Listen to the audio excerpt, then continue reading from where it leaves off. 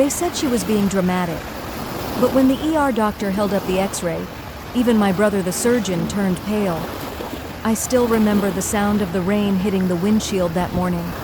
It was Thanksgiving. The kind of cold where the frost creeps in through the cracks and settles in your bones. I had Ethan buckled in the back seat, his little feet swinging unaware of what was happening. He kept humming the song from his school play, asking if Aunt Melissa would bring the pumpkin pie again. I didn't have the heart to tell him. The group text had been quiet. No address, no time, nothing. When I asked Mom directly, she replied with just one sentence. "We thought you were spending it with your in-laws this year." I wasn't, and they knew that, but I still drove. I told myself maybe it was a misunderstanding. Maybe they just assumed I wouldn't come. Maybe they'd be happy to see us. We pulled into the driveway just as the sun broke through the gray clouds. The cars were all there, Dad's truck, Ethan's uncle's SUV, even the out-of-state plates from Melissa's rental. I helped Ethan out of the car and smoothed his jacket, brushing off the crumbs from the granola bar he insisted on eating in the car. We walked up to the porch. I could already hear laughter from inside, dishes clinking. The warmth radiating from the house was immediate, and yet I'd never felt more unwelcome. I knocked once, then twice. No answer. Ethan reached for the doorknob like he always did. It was locked. I knocked again, louder. A pause. Then I heard footsteps. The door opened just enough for my brother Derek to stick his head out. "Oh, hey," he said, surprised. "We didn't think you were coming." I texted Mom. She said I began, but he cut me off. "Yeah, we're already kind of full in here. Melissa brought her fiancé and his kids, so, tight space." He didn't open the door any wider. Behind him I could see the dining room table beautifully set. Candles, laughter, plates already full. My seat, the one I always took at the far left near the window, was now taken by someone I didn't recognize. Ethan tugged at my coat. "Why aren't we going in, Mommy?" I crouched down and looked him in the eyes. "It's okay, buddy. We're going somewhere else for dinner." I didn't let them see me flinch. I didn't ask to be let in. I didn't raise my voice. I stood up, nodded once, and turned back to the car. As I walked down the porch steps, I heard the door close behind me. Not a slam, just a quiet final click. We got into the car. I buckled Ethan in my fingers, shaking, not from the cold. "Will we still get pie?" he asked, his voice soft. "Yeah," I smiled, blinking quickly. "We'll find the best pie in town." I drove us to a diner across town. It was mostly empty, just a few older couples and a waitress with tired eyes but a kind smile. She brought Ethan extra whipped cream without him asking. She called him sweetheart. I left her a bigger tip than I could really afford. Later that night, I got a voicemail from Mom. No apology.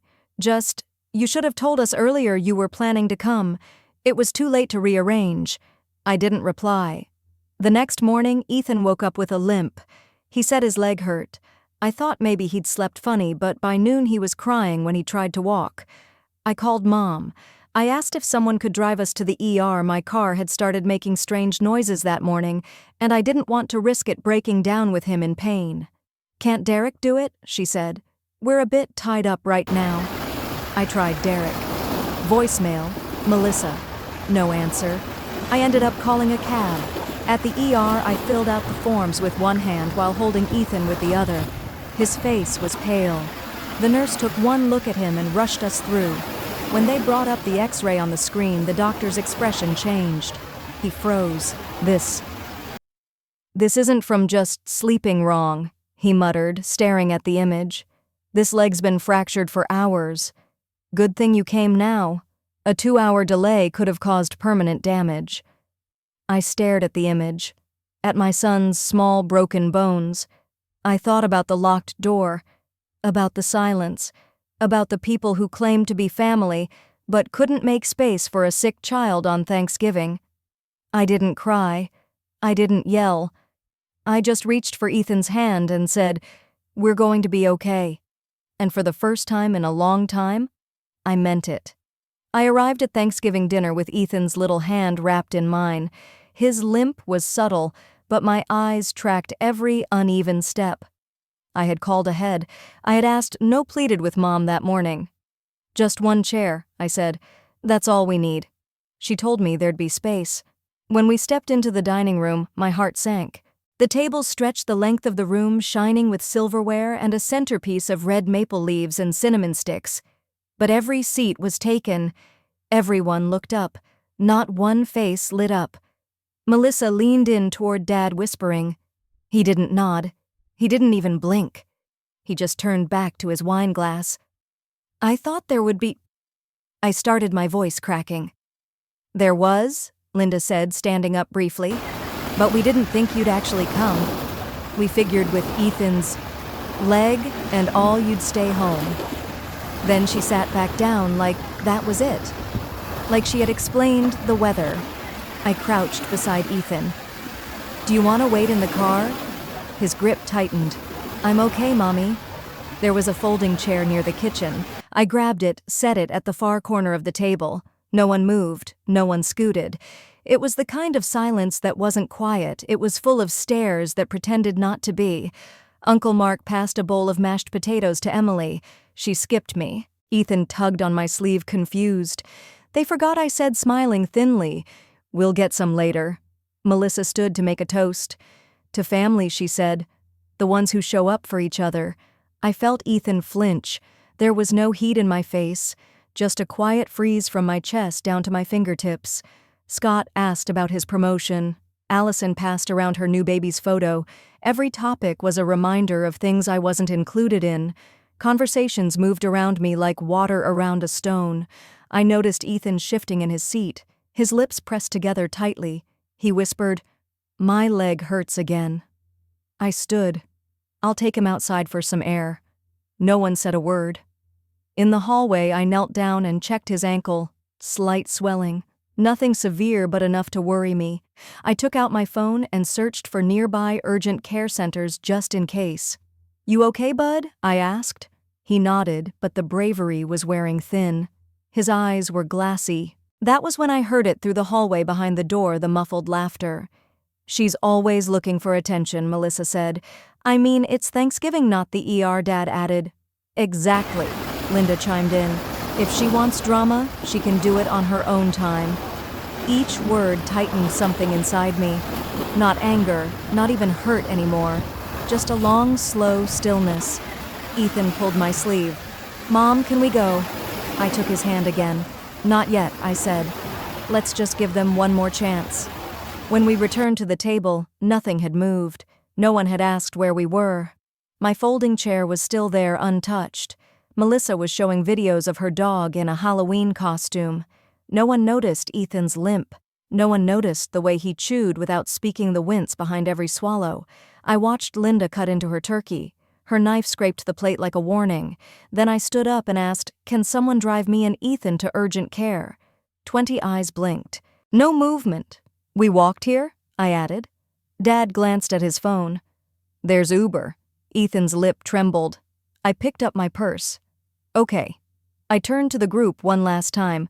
"Just so you know, I asked you because I believed someone here would care enough. No one followed us out." The air outside was cold, but it felt more honest than the warmth inside. I carried Ethan halfway down the block before he finally whispered, "It's okay, Mommy. I don't need them." And for the first time that night, I realized maybe I didn't either. I thought the day couldn't get more strained, but then Mom announced the family brunch at Aunt Margaret's place the next morning. "Just us," she said, glancing at me for a heartbeat too long. I smiled thinly. I'd heard those two words before. They usually meant, "not you." Still, I got Ethan ready early. He wore his clean jeans and the green dinosaur hoodie he loved. I packed a small bag with snacks and his water bottle, just in case. When we pulled up to Aunt Margaret's driveway, the yard was full. Cars I recognized, laughter spilling from the porch, familiar voices. My sister Allison's husband was helping carry trays inside. Melissa, holding a mimosa, turned and caught sight of me and quickly looked away. I walked up the steps with Ethan, his hand in mine. As I reached for the doorbell, it opened. Scott stood there holding a serving tray. His eyes narrowed. "They're kind of full inside right now," he said. "I won't stay long," I replied calmly. "Just dropping off the gift for Aunt Margaret." Scott hesitated. Then he stepped aside but didn't say a word to invite us in. Inside, the table was already crowded. 12 seats, not 13, no extra chair, no high chair for Ethan, no space. I stood there, gift in hand, and watched as no one offered to make room. Mom gave a tight smile from across the table. "You should have let us know you were coming," she said. I didn't reply. I handed the wrapped gift to Aunt Margaret. "Happy birthday," I said quietly. She looked surprised to see me but covered it quickly. "Oh, thank you, dear." Ethan tugged my sleeve. "Can I sit?" There was nowhere to sit. My brother Derek was in the seat that used to be mine growing up. The spot next to Dad was filled with Allison. Even the fireplace bench was holding a cake platter now. "No, sweetheart," I murmured, crouching beside him. "We'll go soon. I want pancakes," he whispered. And then, like some cosmic joke, Scott chimed in. "We didn't make enough for extras. It's just family today. Just family." I stood up. My chest was tight, but I forced a nod. "Of course. We'll head out." Aunt Margaret's eyes softened. "Morgan," but I didn't let her finish. I walked Ethan back out, holding his hand tighter this time. The cold air outside felt kinder than the warmth inside. As I strapped Ethan into his booster seat, he asked, "Why didn't they want us there?" I smiled at him steady. "Because they forgot something important. What, that we matter, even if they pretend we don't." We stopped by a diner afterward. I ordered pancakes with strawberries. Ethan made a sticky mess and grinned the whole time. It should have been a small thing, that brunch. But walking into a room full of people who once called you family and realizing they've already erased you, that doesn't sting. It cuts deep and quiet. I didn't cry. I didn't make a scene. I just sat there watching the server refill Ethan's chocolate milk, thinking about what kind of family plans an entire gathering, and doesn't even think to count you in. And still a part of me kept searching for a reason. Maybe they forgot. Maybe it was too tight a space. Maybe... No, I wasn't doing that anymore. I wasn't making excuses for people who had already made their choice. That night, as I put Ethan to bed, he asked if he could still draw his cousins on his class project about family. I kissed his forehead. "You draw whoever you love, baby." But when I looked at his paper later, I saw he had drawn just the two of us. Me and him. No one else. That image stayed with me long after he fell asleep. And the next morning, when Ethan stumbled in the hallway holding his leg, wincing with each step, I knew something was wrong. Ethan limped toward me, his face pale and lips trembling. "Mom, it hurts." I dropped the dish I was drying. I rushed to him, kneeling. "What happened? I fell," he whispered. "Last night. Off the bed." I hadn't seen it. He'd climbed up when I was folding laundry, and I thought he was asleep. I gently touched his leg. He winced. I knew this wasn't a scrape. It was deeper. Something was wrong. I called Mom first. "Ethan needs to go to the ER," I said, trying to keep my voice steady. "I don't have a car this morning. Can someone swing by?" There was a pause. "Then can't Scott help? Or maybe take a rideshare?" "He's not answering. Please, I just need a ride. I don't think we're close enough." She cut in. "The urgent care near us is booked anyway. But I'm not asking for that." I replied. "I'm asking for help just to get there. I don't want to alarm the whole family over something that's probably minor." Minor? My son couldn't walk. I tried Dad next. He didn't pick up. I sent him a message. No reply. I called Allison. Straight to voicemail. I texted every sibling in the group chat. "Ethan may have a serious injury. I need help getting him to the ER, please." No one replied. Not one. I wrapped Ethan in a blanket, slid him into the stroller. He was too big now, but it was all I had, and pushed it out to the nearest bus stop. In the June heat, we waited 30 minutes, him groaning softly, head on my chest. 2 transfers later, we reached the ER. Inside, everything slowed. Nurses moved fast. They saw the way he held his leg. He was taken back before we even filled out paperwork. A doctor came in. Older man, silver hair, serious eyes. "We're ordering an X-ray," he said. "His leg might be fractured." Ethan looked at me, frightened. I held his hand. "I'm here, every step." The machine clicked. The technician narrowed her eyes. 10 minutes later, the doctor returned holding a black film. He didn't speak right away, just slid the image into the lighted frame on the wall. There it was, a clean break. He turned to me. "Good thing you brought him in when you did." Another 2 hours, and he could have lost circulation to the lower leg. I froze. He continued, quieter now. "This wasn't just a bruise. It was a deep fracture. Internal swelling was starting to cut off blood flow." I closed my eyes. The doctor looked at me differently after that, like he'd seen this before. Not just the injury, but the silence around it. "Someone should have brought him in sooner," he said. "They wouldn't," I replied, voice flat. "Who? My family." He didn't press, just nodded once. Then he added, not just to me, but loud enough for the nurse and the nearby hall to hear, "You made the right call.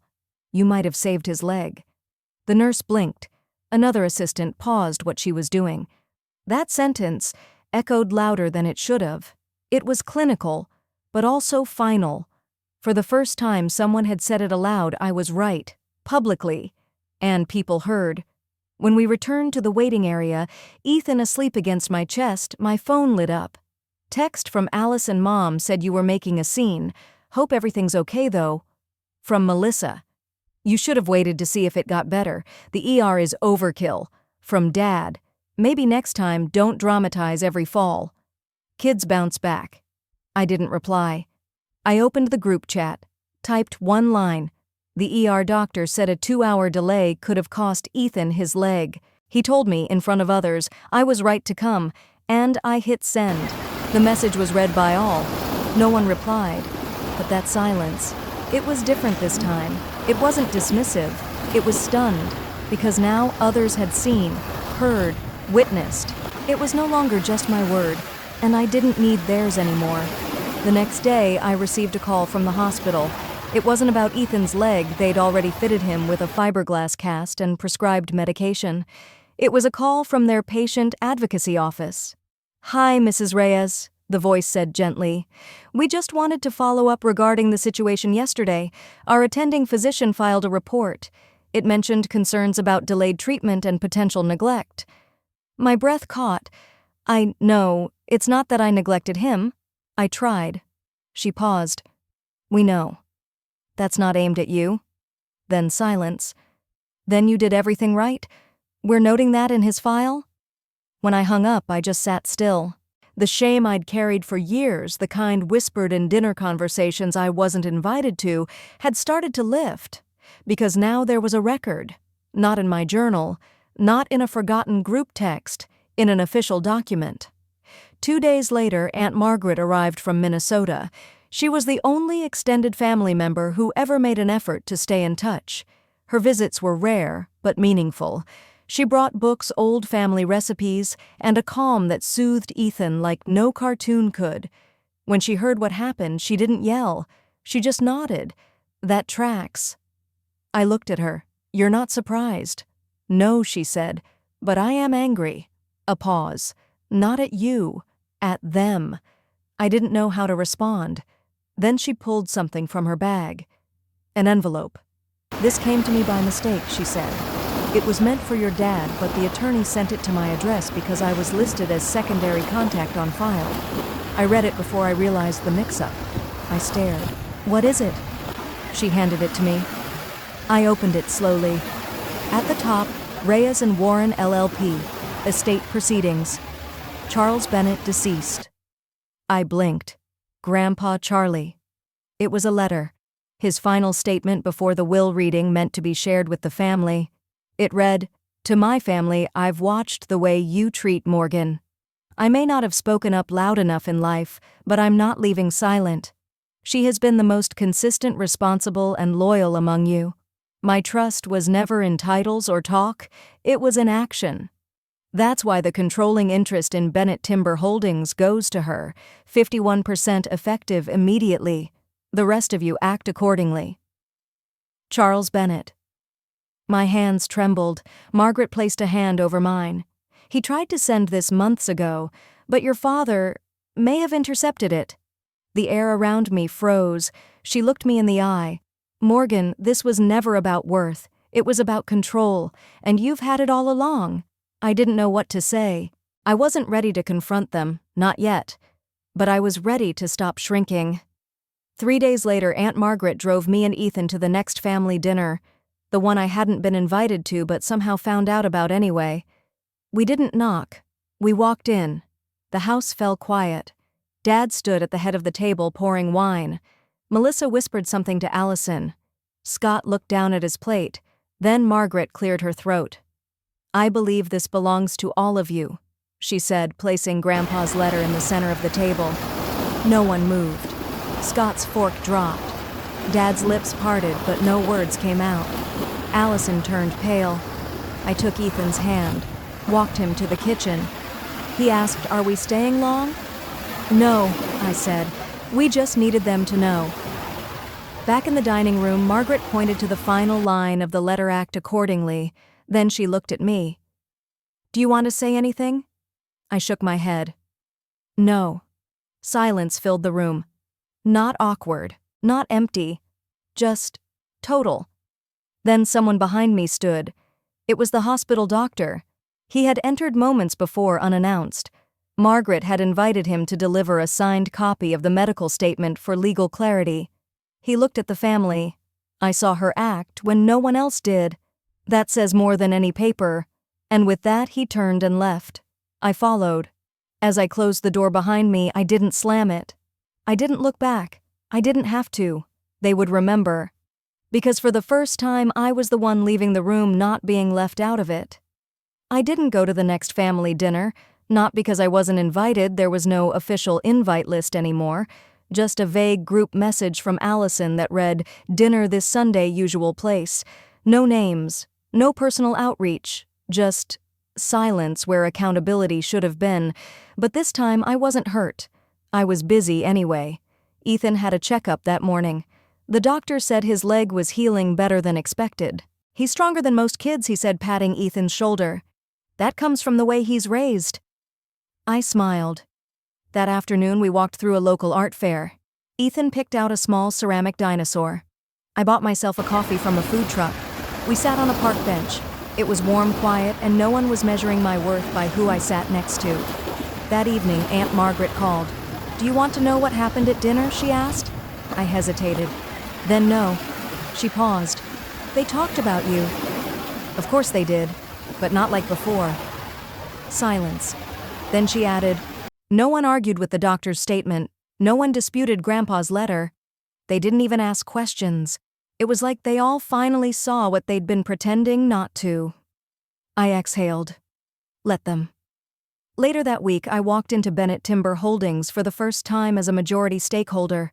Not to take over operations. I had no interest in board meetings or ego wars. I met with the company's legal counsel. I asked for access to Grandpa's archived documents, his notes, his memos, the values he built the company on.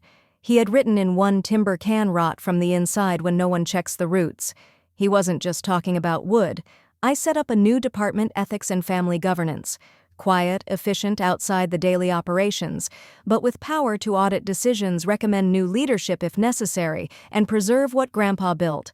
I didn't announce it to the family. I didn't need a plaque. Just results. 3 weeks later, I received an email from Dad. Subject, "No subject body." "I hope Ethan is recovering well. Let me know if you need anything." I didn't reply. It wasn't out of anger. It was out of clarity. This wasn't about getting even. It wasn't even about getting answers. It was about reclaiming the space I'd always been told I didn't deserve, quietly, fully, without theatrics. One morning, as I was folding Ethan's laundry, he looked up from the floor where he was coloring. "Mom, yeah. Are we gonna see Grandpa Charlie again someday?" I sat down beside him. "I think so. Maybe not in the same way." He nodded. Then asked, "Why did he give you the company?" I thought for a moment. Then answered, "Because he saw who I was, even when no one else did." Ethan kept coloring. On the page, he drew a small stick figure beside a huge tree. "That's me," he said, pointing to the little one. "And that's you." I smiled. "Why's the tree so tall?" "Because it doesn't care who's watching. It just grows." I kissed his head. "That's exactly right." And that was enough. I didn't need another dinner table. I had roots. I had proof. And for the first time, I didn't feel the need to explain my place. I was living it. Some people need a spotlight to prove they matter. Others only need one person who saw them all along. In a world that often confuses silence with weakness, sometimes the strongest thing you can do is walk away without looking back and still win.